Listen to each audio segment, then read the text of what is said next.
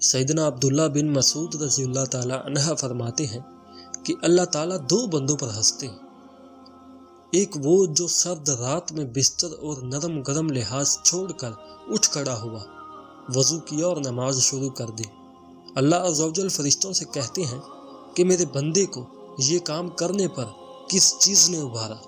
وہ کہتے ہیں اے رب، تیرے انعام کی امید اور تیری سزا کے خوف نے۔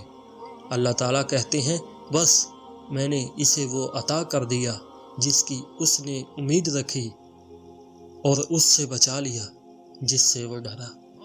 اور دوسرا وہ شخص جو کسی لشکر میں تھا اور اسے علم تھا کہ بھاگنے کی کیا سزا ہے اور ثابت قدم رہنے پر کیا اجر ہے، سو وہ لڑا یہاں تک کہ شہید ہو گیا۔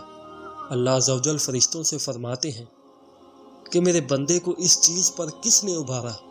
فرشتے کہتے ہیں اے رب، تیرے انعام کی امید اور تیری سزا کے خوف نے۔